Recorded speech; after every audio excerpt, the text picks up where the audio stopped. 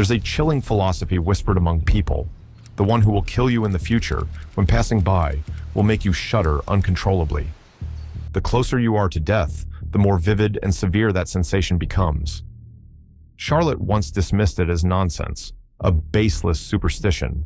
That is, until the day she met the first gardener in her life who triggered a reaction in her body as if her soul knew something horrific was about to unfold. David, Charlotte's husband, had recently hired an elderly man named Mr. Grant to tend their overgrown backyard. He was quiet, almost ghost-like in demeanor. His footsteps barely made a sound, and his gaze seldom met anyone's eyes. What unnerved Charlotte most was the way he worked, always hunched, digging a little too deep, pruning with a strange deliberation, as if he wasn't maintaining the garden, but burying something in it. There was nothing overtly threatening about him, yet the air grew cold whenever he stepped outside. Her skin would crawl, her pulse quickened without reason. She couldn't rationalize it, but her instincts screamed.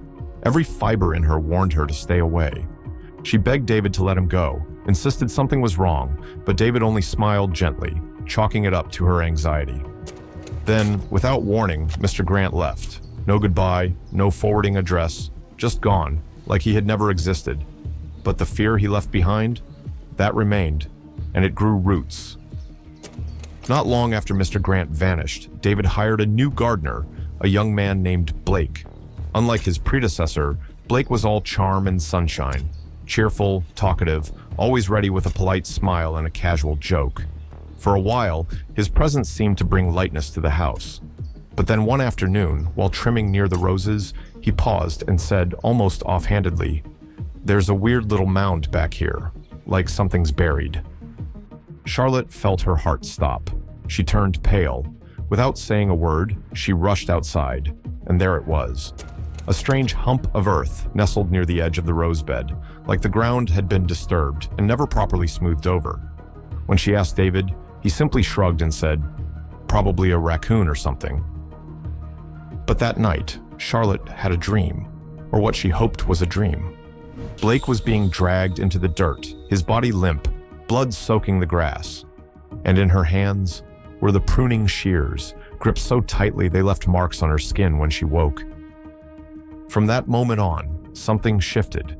A quiet unease began to fester in Charlotte's mind, not just toward the garden, but toward David himself. He had become oddly secretive. The basement shed, once left open and cluttered, was now always locked. When questioned, he would smile thinly and say he was just organizing old junk. But Charlotte noticed more than that. One evening, she caught a glimpse of him by the fireplace, burning something. Thick fabric, dark green, suspiciously similar to a gardener's uniform. He claimed it was moth-eaten clothes, nothing important. But in her eyes, every small gesture grew darker, every silence heavier. The man who once made her feel safe now stirred an invisible dread inside her. She began watching him the way one might study a stranger, unsure, alert, waiting for a crack in the facade. And though David never raised his voice, never broke his calm, Charlotte's instinct told her something was very, very wrong. The weight of dread had grown too heavy to bear, and at last, Charlotte pleaded with David to leave the house. She expected resistance, but instead he simply nodded, almost as if he had been waiting for her to ask. They moved quickly, quietly, to a smaller home with fewer shadows. On the very first day, David lugged a large, heavy sack into the bedroom. "Just old clothes," he said, his voice calm. "Need to wash away the bad luck." Then he disappeared into the bathroom, leaving her alone. On the very first day, David lugged a large, heavy sack into the bedroom. "Just old clothes," he said, his voice calm. "Need to wash away the bad luck." Then he disappeared into the bathroom, leaving her alone. But Charlotte wasn't alone, because the air had changed. That icy tremor slid down her back again, whispering warnings her mind refused to ignore. Her hands moved before her thoughts did. She knelt beside the sack and slowly unzipped it. Inside, gardening gloves soaked in brown-red stains, a shirt torn at the collar, dirt-caked boots. She staggered back, bile rising in her throat, and when she turned, David stood silently in the doorway. shirtless, unblinking, pruning shears glinting in his hand. The walls seemed to close in. Charlotte realized she wasn't in a new house. She was still inside the nightmare. Charlotte let out a scream that seemed to split the air. Her hand reached instinctively for the fruit knife on the nightstand, and she slashed wildly, blind, desperate, like a wounded animal lashing out in fear. Then she ran. Her feet pounded down the stairs, barely touching the steps. She burst through the front door, flung herself into the car, and locked it tight. Inside, the silence only amplified her ragged breaths and the thunderous beating of her heart. David had done it. He had killed them both. Mr. Grant, Blake, the bloody clothes in the sack, the cold glint in his eyes, the shears. It all made sense. It had to.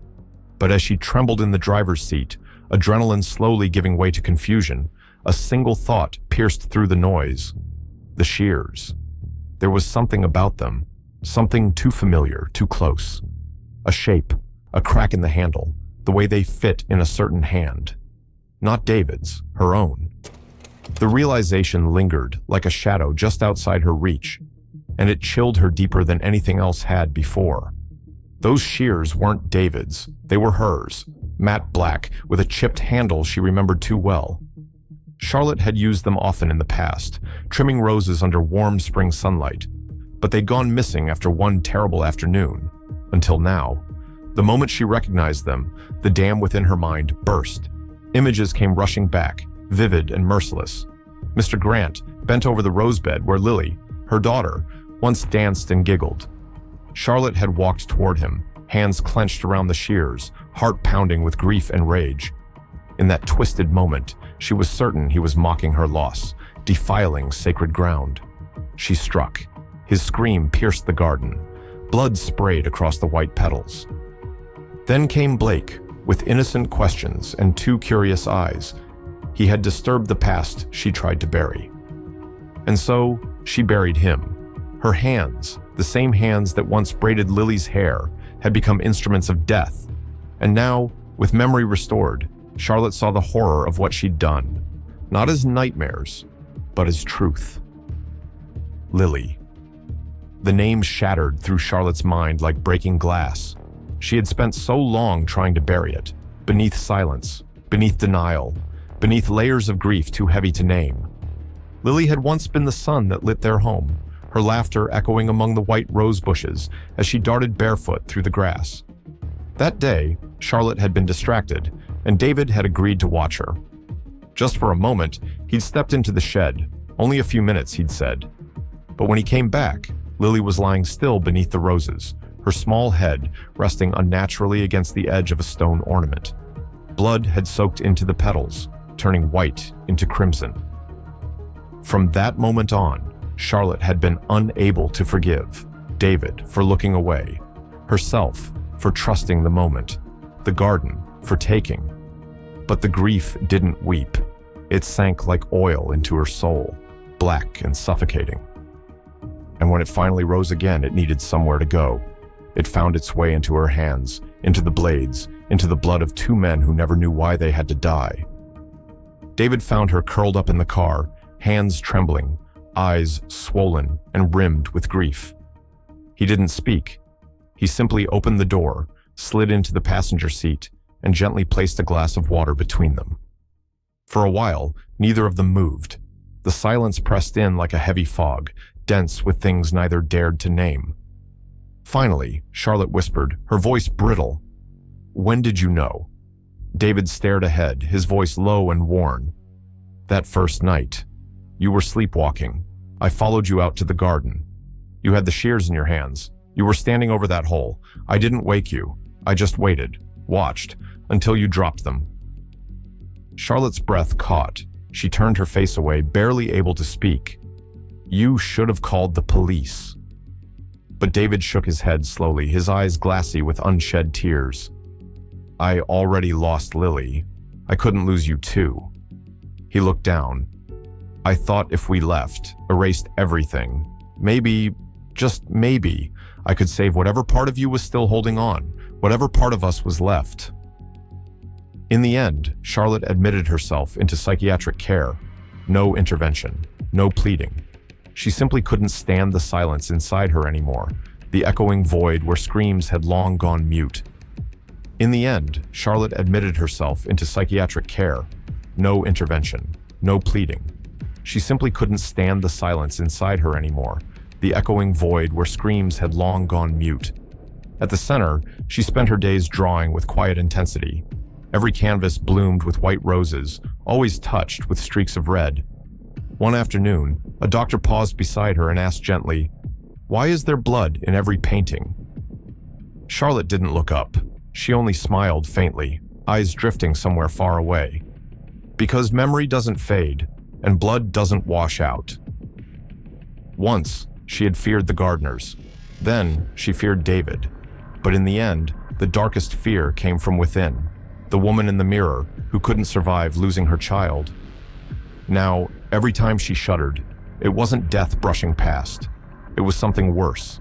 It was the past, returning, rising from the soil of her mind like roots long buried, finding her again and again.